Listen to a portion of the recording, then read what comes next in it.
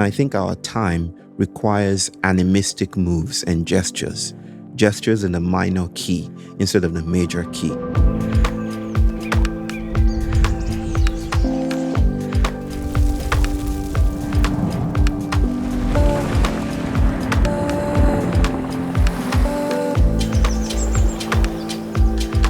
Welcome to the Regeneration Will Be Funded. I'm your host, Matthew Monahan, and in this series, we're having conversations about regenerative finance, technology, and our living planet. How can we build an economy that's in service to life? Brought to you by Ma Earth. You can find all of our conversations at maearth.com. Thanks for joining us. Today's conversation is with poet and philosopher Bayo Akomolafe. Bayo is the founder of the Emergence Network. He is a global senior fellow at the Othering and Belonging Institute at Berkeley. Bayo is an author, lecturer, professor. He's served in many advisory and board capacities, and he really invites us into an animistic cosmovision. We recorded this conversation at the Planet Local Summit in Bristol. I hope you enjoy Bayo Akomolafe. We are here today with Bayo Akomolafe, poet and philosopher. Thank you so much for doing this, Bayo. Thank you, brother. And I just watched you have a conversation with our dear brother Alnor Lara for D-School Dialogues. We're putting a link in the show notes. Okay. How was that for you? Invigorating, as usual. When you have soulful conversations with your siblings, always enlivening. Yeah. Yes. So I want to pick up on some of the themes from that conversation. Okay. And to give you context, we've been exploring a lot of the edges of the response to our ecological crisis, climate chaos, however you want to frame it, and really looking deeply at money. And a lot of what we run into ends up, I think, echoing with your framing that the way we respond to the crisis is part of the crisis. Yeah. So I want to start there and ask you if you can help unpack that a bit, because a lot of the folks we've been talking to are trying to respond with tools of technology, of new financial instruments, of new forms of conservation, for new legal instruments, et cetera. Mm-hmm. I think to understand this idea that the way we respond to a crisis is often part of that crisis, or is that crisis gaining intelligence, gaining its form, or being informed, right? One must first dislocate or decentralize human action as supreme, or as separate from the world. I have often written that it is becoming increasingly difficult to delink humans from the environments that they're acting in, right? We are not on a planet. We are the planet in its iteration or iterability, right? We are the planet in its variation, right? We've never been separate from the world, right? And I think, I've often used the recent events. For instance, I read recently in the news, actually this morning, that in a some remote caves in the US, where people have not been allowed to visit for 30 years, they found plastics in the aquifers, in the water, right? That's fascinating to me, right? There's a sense in which even we've gone places where we haven't even gone to, right? Mm-hmm. Microplastics in cloud, microplastics everywhere, right? So the human isn't us, The human is a sensorium, a territory of acting, a territory of experiencing, a thought form in its creativity. By decentering humans that way, we notice that we act only within territories. There's no acting that is not an acting with. There's no thinking that is not a thinking with. We're thinking with furniture right now. Mm-hmm. Somehow our postures that we've adopted sitting with these chairs in molecular ways, probably ways we will never be able to articulate, is influencing the way that I'm speaking, influencing the way that we're showing up together in this relational dynamic. So we've never been separate. We're part of the furniture. We're part of the world we're critiquing. Mm. As such, it is possible then to notice that one can be imbricated within a troubling situation, even in your critique of that situation. Sure. Right? One can be enlisted in the perpetuation or the continuity of problematic scenarios, even, in fact, based on your critique of that scenario. I often think about this as hypoanalysis, but that's a different conversation. But the idea here is we are not separate from the world, mm-hmm. and that raises a whole lot of ghostly troubles. Mm-hmm. And when I speak with people who are not just looking at the world with a hammer and, like a kid saying, oh, I have a tool and let me apply that tool, but are coming at it with a deep ecological mindedness and felt sense of the planet is dying. Yeah. And we have to do something. And we don't have much time. And it's on our watch. Millions of creatures and species and future generations losing hope, and the gravity of the situation facing so many people in this moment in time. Yeah. When you say the word slow down, there can be a visceral reaction, and I share it, where it's like, but we've had decades of inaction. Yeah. How would you respond? So it's easy for people to think of slowing down as a form of inaction, especially in times of critical urgencies and emergencies. I've often had to hold space for two aspects of a popular conversation about responsibility in these times. One is what you might think of as a slowing down, a decelerationism. It's like, let's decelerate and maybe we can understand the world better if we do so. One is an accelerationism. It presupposes, or it thinks that if we speed things up, then everything will come to a head, and then capitalism will slit its own throat, and then we can start all over again. That kind of thing. Like, let's just rush through the fever, get to the other side.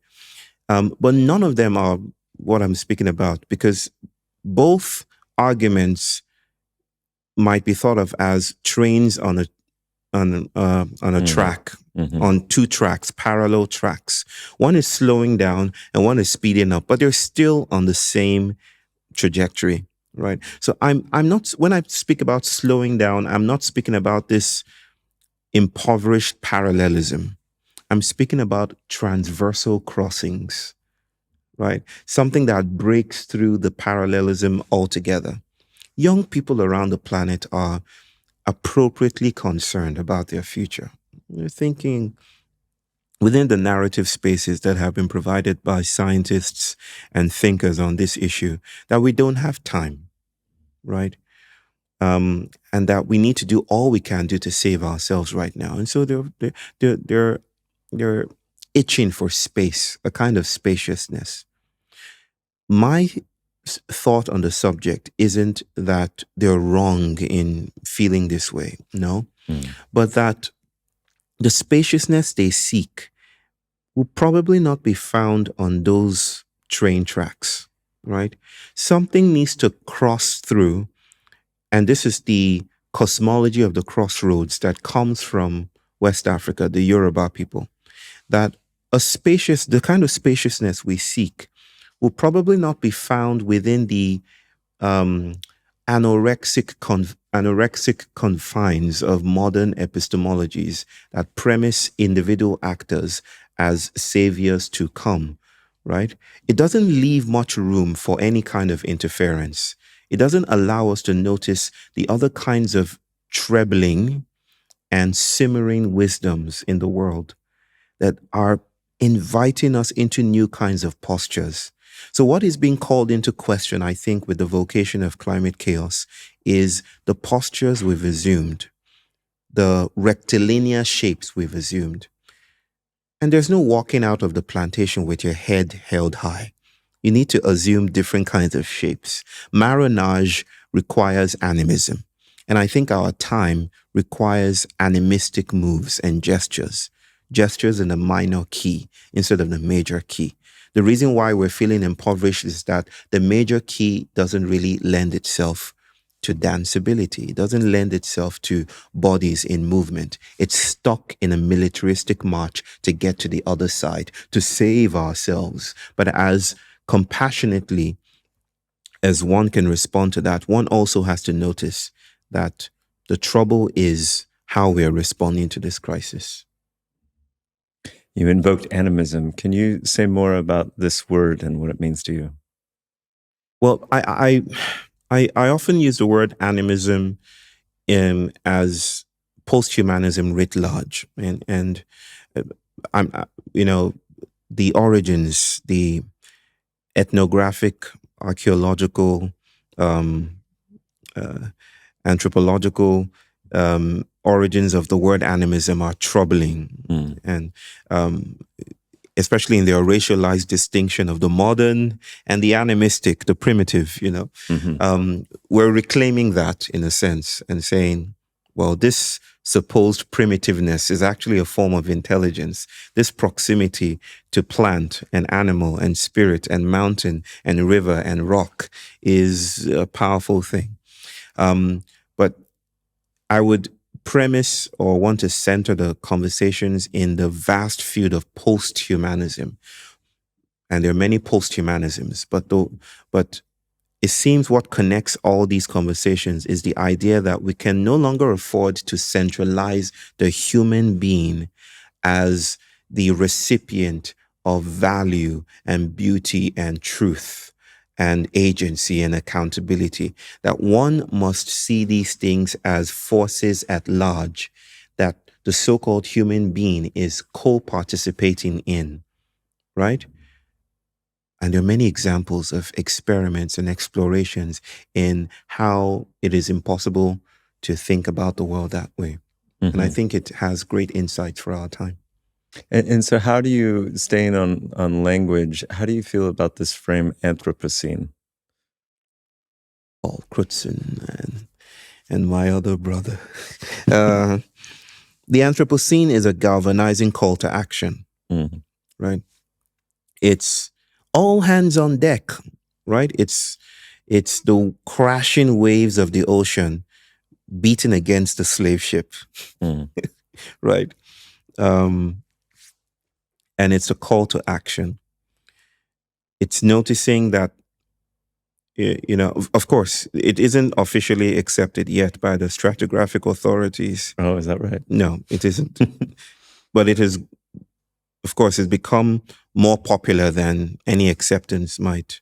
And I think the committee was meeting last year or so.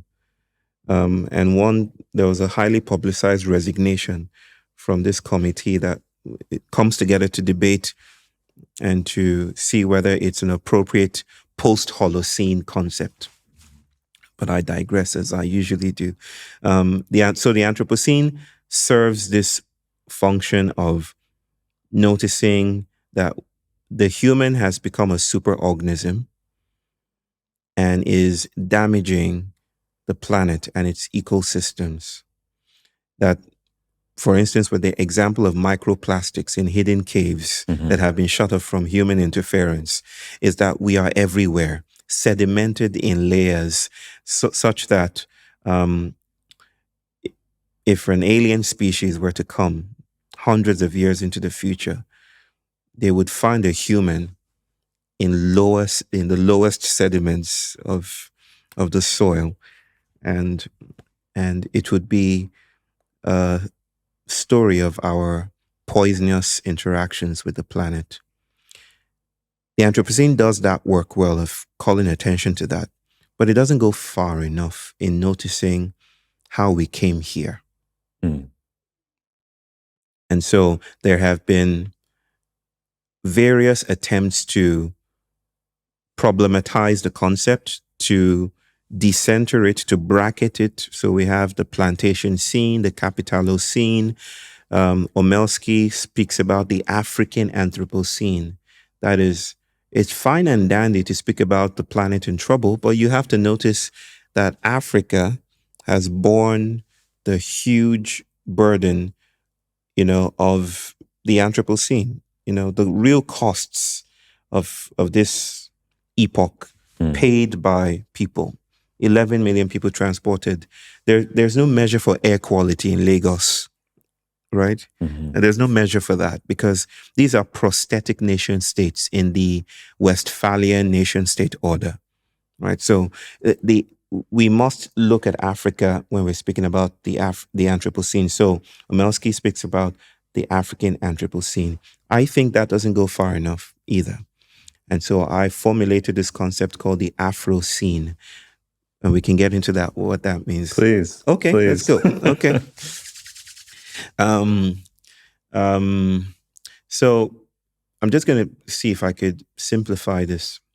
If the Anthropocene is noticing that we're in trouble, and the African Anthropocene is saying, we have more trouble than y'all, the Afrocene is a cosmological correction to that and saying, well, this trouble is an opportunity. Not in the entrepreneurial sense of an opportunity, but that this trouble is introducing us to the vastness of our bodies, right? That if we are to attempt critical responses to these times, we have to decenter the human. We have to think of thought as errant and atmospheric.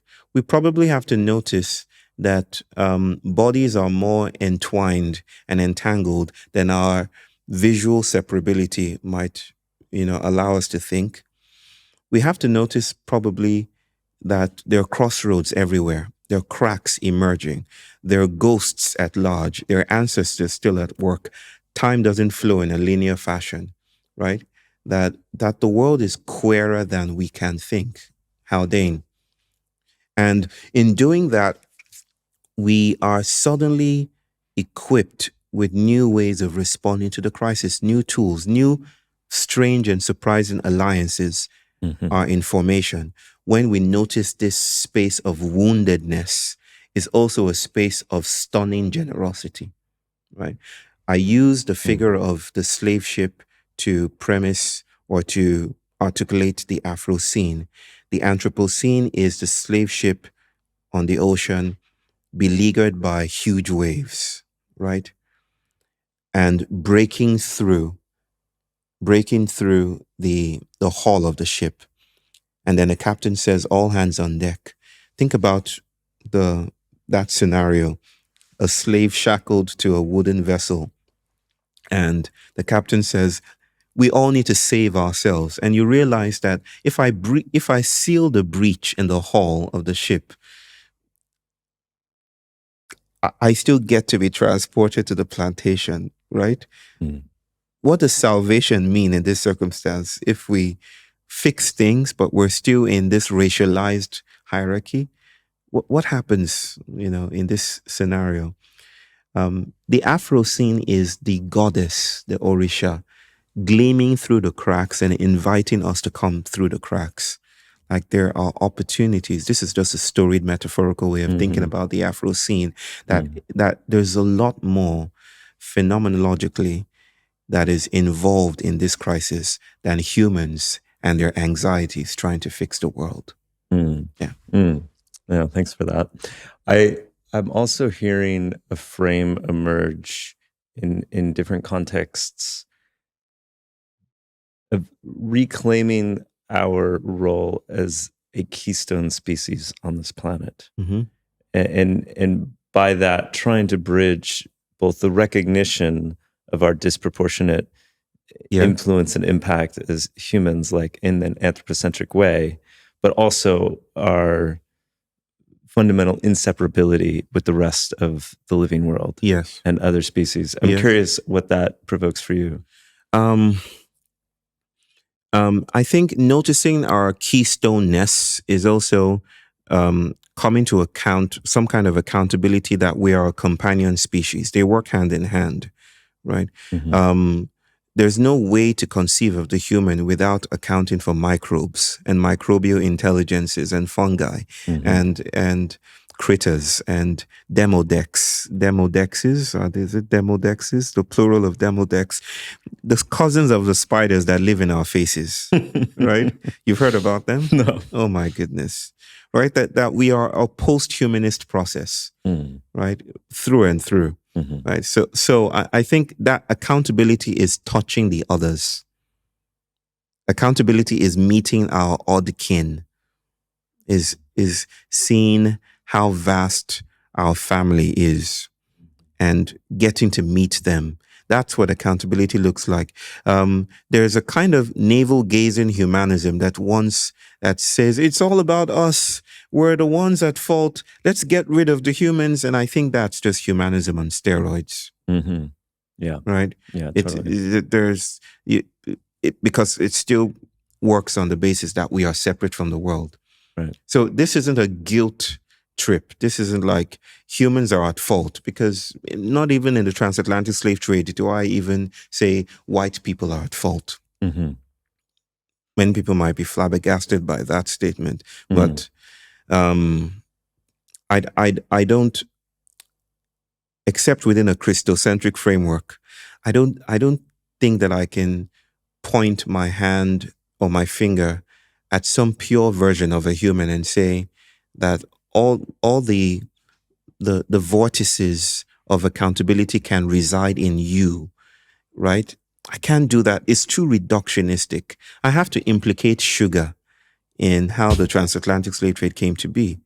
Sugar has agency. Sugar did things to humans, right? This is not to say it's sugar's fault. Again, this is to spread accountability, not to dismiss it. It's to notice a network of acting together with. And it's a very difficult place to come to, especially for people who have learned to think of accountability as residing squarely in human bodies. So without dismissing, we're noticing that networks are in action. And maybe that's in part some response to your question, that being a keystone species means we are a companion species, that we are tumbled through all the way down. And there is no human essence that we arrive at. We are relationships in context. Yes. So I want to make that connection also to what you said about not blaming white people or reducing it. And in your conversation with Al-Noor, you spoke a bit to this. I think someone with a cursory glance of your writings and speaking would notice you often use this term whiteness. Yes. And what you said to Al-Noor is it's not that you're necessarily saying white people. No. So can you let's unpack that a bit more, and maybe also link it to what you said about Anthropocene not going far enough in terms of a historical context. There are fascinating studies of how Italians became white, right? Or how the Irish became white, right? At some point, Italians were ranked lower than Black people. In the United States, right? This becoming white suggests that whiteness is not reducible to phenotypical appearances, right? It's not skin color. There's something that exceeds presentability or appearance that is at work here. I often say whiteness captured white people as well, right? And there are many stories about historical accounts of how European people were drafted, enlisted into this planetary vocation that is whiteness, right? So whiteness is more than a social construct. It's because a social construct would mean we made it up. It's a social product, which would suggest that it's a sensorium. It's a field of thinking and feeling and being that is co-produced by humans and non-humans alike. It is not a human product, which would in which case the idea of a social construction would be necessary. But I'm distinguishing between a social construction and a social production. A production is a human and non-human alliance work, business, right?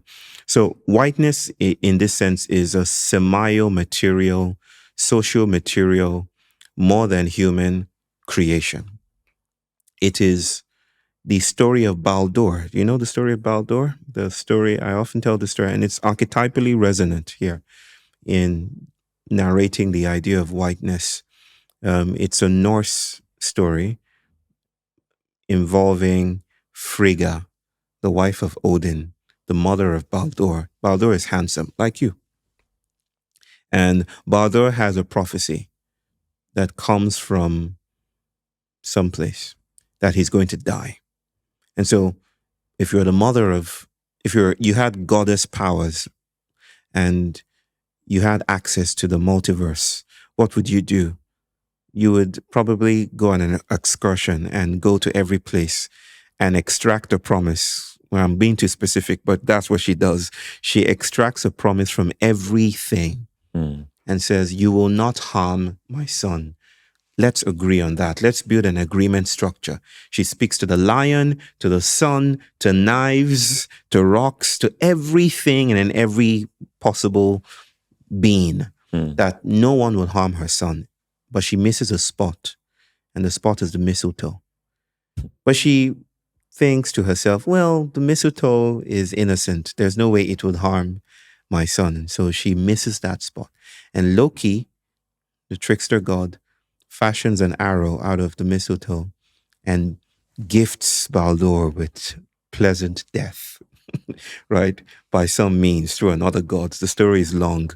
But this idea of relaxing the constraints of the wild so that the dissociated individual, the Baldurian figure, can thrive is whiteness. It's literally flattening the wilds. My dear sister, Professor Erin Manning, will call it the clearing, the logic in the wilds, right? That wants to clear everything so that the world is flat, so that the citizen subject can march unimpeded. That is whiteness. And it's a racializing trope. It depends on hierarchies. It depends on troubling dualisms. It is connected with the earth-damaging, excavating ideas of capitalism and neoliberalism. It is producing thought. It is creative. It isn't evil. It isn't evil. It's thought in creativity with limitations. It will give you a toilet, but it will banish you from speaking with mountains. It will teach you how to travel to the moon, but it will probably disable you from hearing your ancestors. Right? So, and it's not a thing. It's not final. It's a reading, right? It's a reading. So I always want to notice that whiteness is provisional. It's a reading, it's provisional, it is conceptual, it's traveling and migratory as well. The moment we start to think of it as some objective thing that is stabilized in space-time, the more we lend ourselves to the energies of captivity. Need I say more? If you'd like, but I have nothing more questions.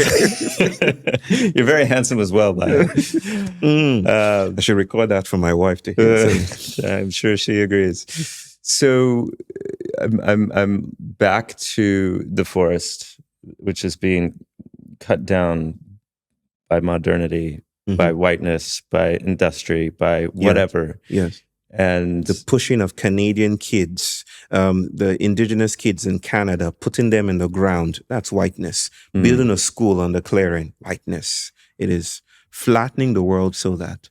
Right.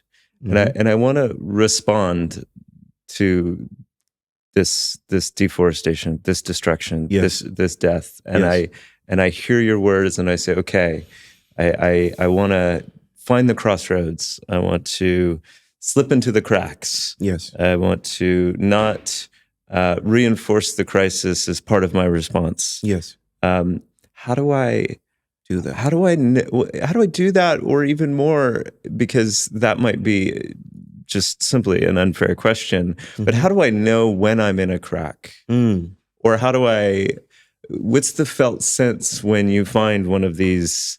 What's the felt sense when you're in a crack? Right. Or subject to some sort of self-delusion that you are, I found a crossroad, but actually, no, you're on the parallel tracks. Okay. There's this upcoming artist, you might have heard of him. It's called Elvis Presley. You know him? Is this back to your framework that time is sloshy? You're following, brother. There's one clip of Elvis. I think it was immortalized in the new movie about his life. There's one clip where Elvis he's introduced to the public, and he's there doing this absolutely horrifying thing, especially to the authorities. He's gyrating, his trembling, and there are white girls in the audience, and they're literally feeling stuff. They're like, whoo. It's becoming hot in there, right? And they're starting to feel stuff. And some of them are even beginning to scream. And then in march soldiers, and they just stand there by the sides. And that's whiteness policing cracks, right? Like, cracks are monstrous emergencies. They're when they're, I don't even want to think of them as moments.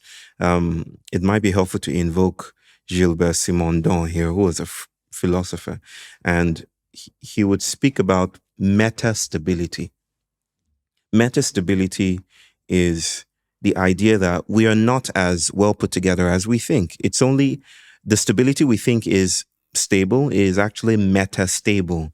That is, there are things coursing through the world, which Simondon would think of as the pre-individual, the trans-individual. We're not individuals, we're individuations, right? So we're processes, and this process does not have a final bus stop, right?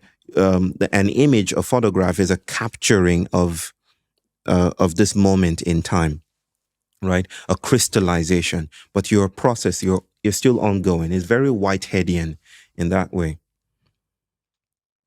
So when settlement happens, settlements are attempts to crystallize images.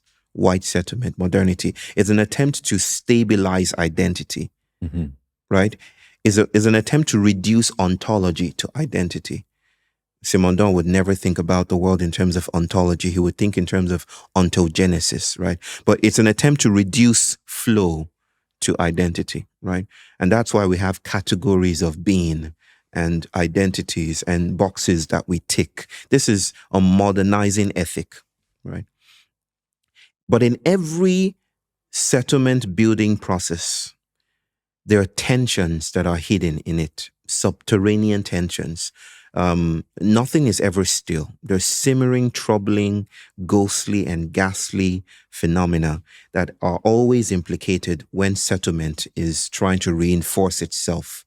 And when the world, when ethics is reduced to moral justification. Justification is digging our roots deep into foundational structures. Ethics is flow. Morality is settling deep, right? So those tensions are the cracks. Those tensions, they're molecular. They never always surface, but sometimes they do. And when they surface, they come to show themselves as monsters, or the monstrous, or the crossroads. The monstrous is the repudiation of form, the forms that we've adopted, the forms that we've taken to be true. Like if I came to you with an ear on my head, you might be disgusted by that. But the monster is a calling into question of normalcy or normopathy, right? And it's my understanding that the monstrous is flowing through the world. It's part of our atmosphere. It's part of what we drink. It's part of what we eat. Microplastics, for instance. Like the monster isn't outside of sanity. The monster inheres sanity. The monster is constitutionally entangled with the sane or the respectable or the genteel or the eloquent or the elite, right? So your question, and I know I've just tried to build some framework with which I can respond to the question. The question is, how do I know I'm in a crack? I don't know that it's easy to know that beforehand.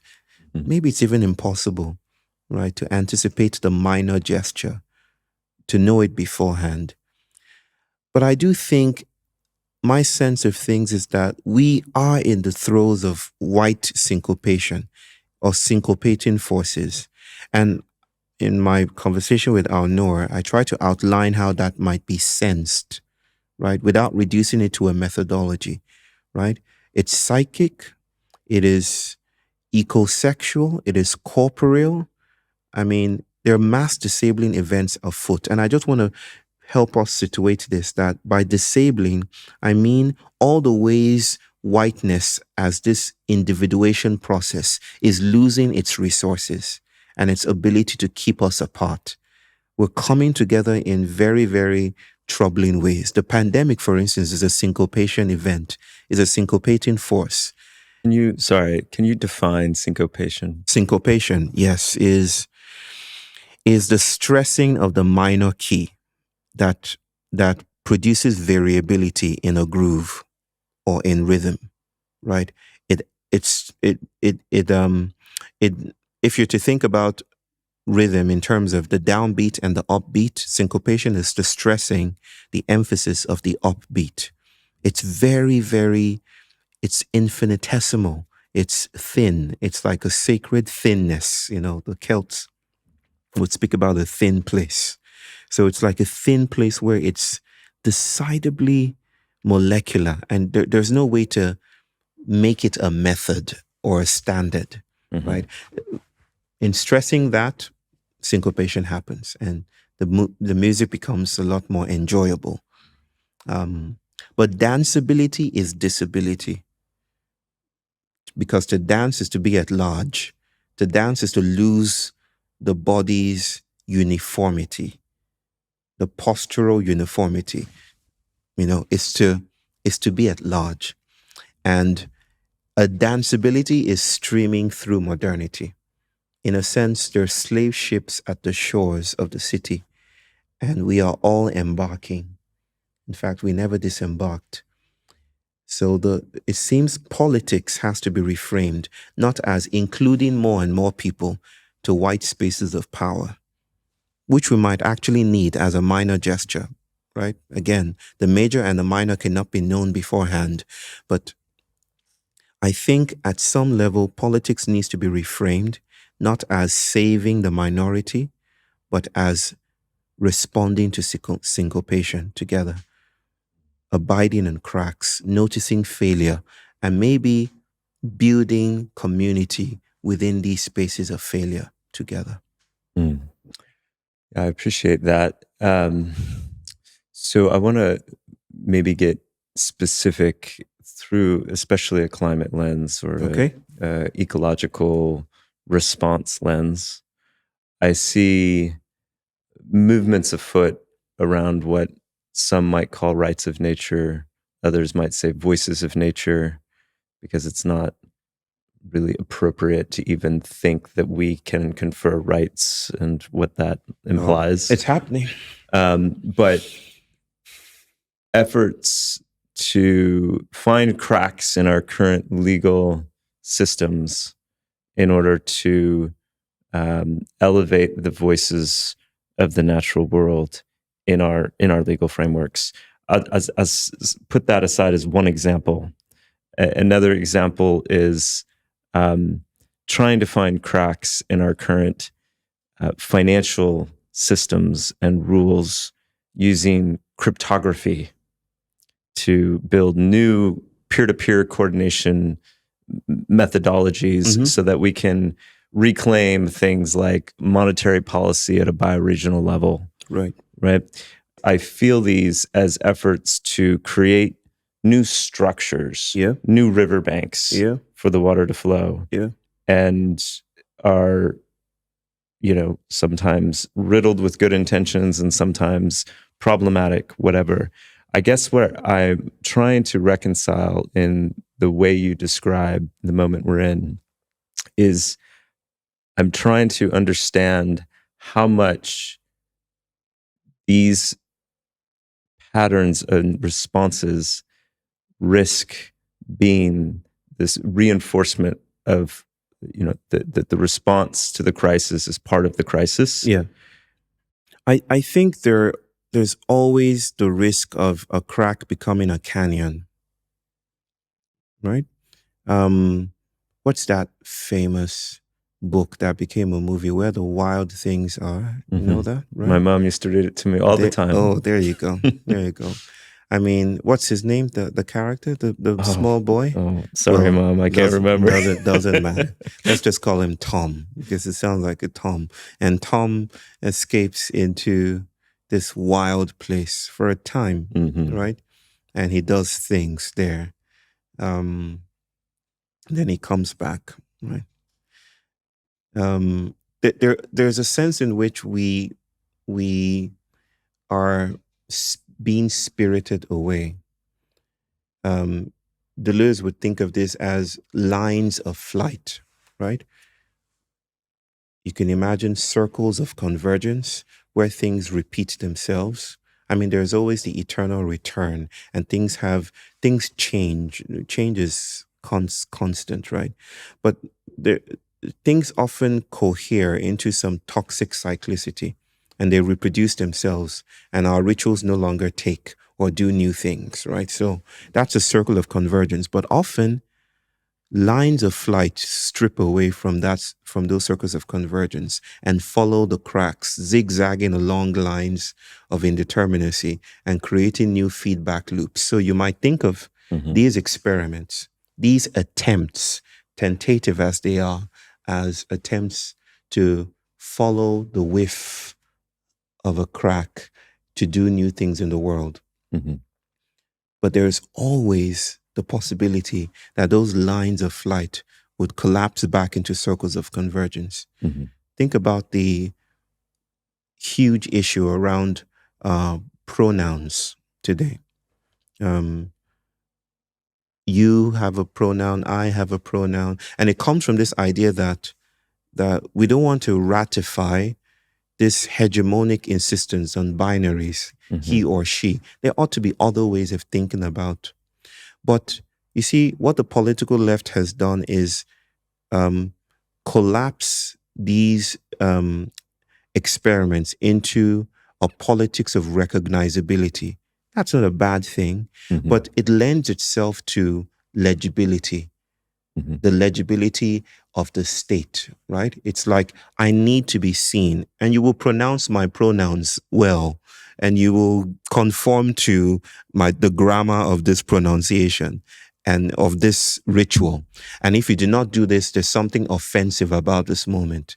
It's become a way to make oneself available, recognizable, visible, and visibility is fraught with troubling tensions, right? So in the same way, you might think about all these experiments, these practices you've named. I mean, I just came from Brazil, and I was visiting a Maroon community. There's of former slaves, a Quilombo in Bahia, Salvador, and they have their own money. They print their own money. I went to their central bank, which consisted of a woman and her daughter in a stall, and they print money, and they share between 16 villages this money, right? And I was so fascinated by this idea by what they were doing with money, this decentralized. But then I learned later on that because they traffic with larger structures, with the larger Brazilian society, they often have to use the rice, the Brazilian currency, instead of their own. And this introduces some dynamics of inequality, and they find themselves capitulating to the larger territorial forces. There's always a risk. Cracks are not guarantees. They're not utopian projects. They're just variations in the major beat, disruptive events. And maybe our work is to follow them as far as we can without guarantee that we will arrive anywhere. For the time being that we can, let us experiment and burrow through and see what happens. That's all I'll say to that. Yeah, because I'm thinking about, there was a recent court case in Ecuador that there you go. Stopped a huge extraction project on the basis of the recognition, the legibility of the natural world expanding. Yes. It was enough to create representation for a frog, and that frog, the scientists marched in and the ecologists marched in and were able to show to the legibility of the courts that frog's very existence was at risk from this extraction project. You see the risk here too? Absolutely. I mean, we don't know all the species. We don't know all the life forms. We don't even know if we're thinking about it in the right taxonomies. And so I come back to a framework of developmental levels. Like, is it that our court system is now at a new developmental stage where its expansion of legibility is serving us because we're evolving our understanding of where we sit in the natural world? And it's not to say it's sufficient. It's not to say it's categorically some sort of endpoint. But I also hesitate because there is so much danger in trying to use the current tools to further some sort of, if we only just do this a little bit better, if we only increase a little bit more legibility, if we only redesign that monetary system over there, there's risk. And so, yes, I'm still wrestling with it. Giving nature a seat at the table is troubling. It's a troubling thing to conceive. One is, I'm going to use deploy Donna Haraway's noticing that nature is a denaturing of itself. We often like to think of nature as topos, as a place, space, right? We reduce it in that sense. It's like 86% of people have nature as their screensaver. There you go. Or the patch of grass just outside their windows, right. or the wilds, or the outdoors. Mm-hmm. They don't notice that the plastic that makes up their TV screens is nature, mm-hmm. and all the things that we might even find repulsive, just as much nature. Nature is not a thing, right? That immediately you thingify it, you have committed to a thought pattern, which will come with its own shadows, right?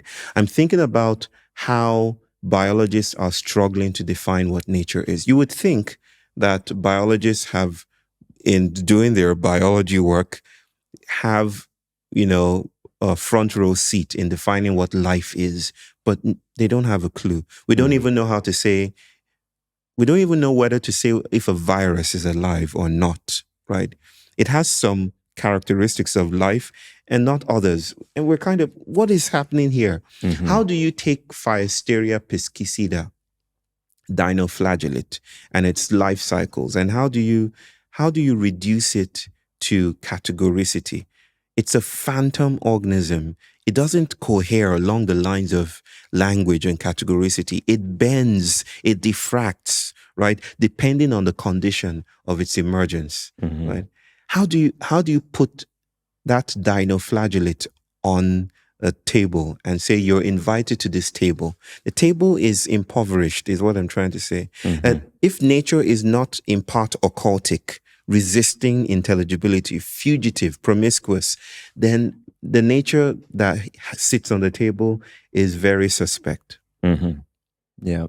Okay. So I guess where I'm left with is to your phrasing or your terminology around emergence, and that's where a lot of these ideas leave me, is that we don't know where we're going.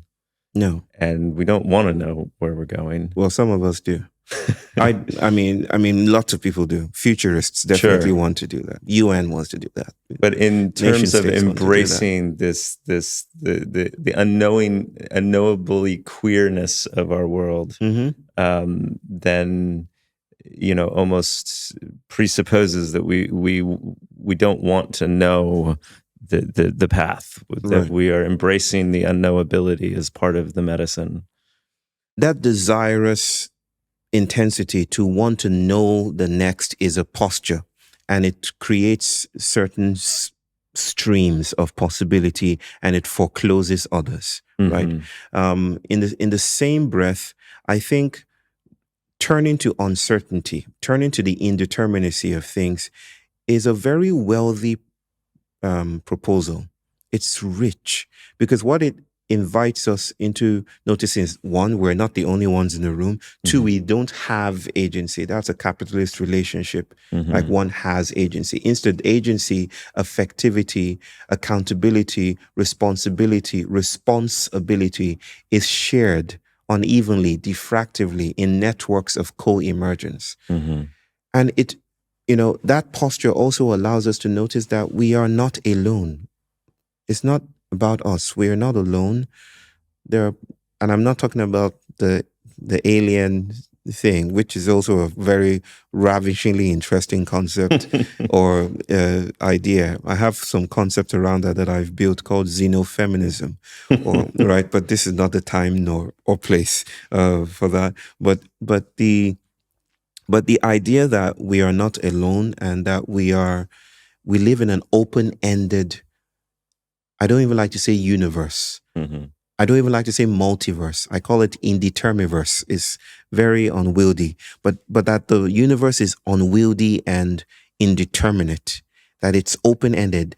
There's no laws of physics that holds everything together in some final way. The laws are still figuring themselves out. Ask quantum field theory what it thinks about laws of physics. So it's that the world is emerging, and there's no umbrella concept that captures everything. Such an expansive, generous, and generative space grants the spaciousness that our younger ones are itching for today. It brings a new cosmology into play, and a new politics might emerge from that. And yeah. Bayo, what a blessing to sit across from you and have this conversation. Are there any final words you'd like to share? I'm hungry. Well, it's a good place to end it. Thank you so much. Thank you.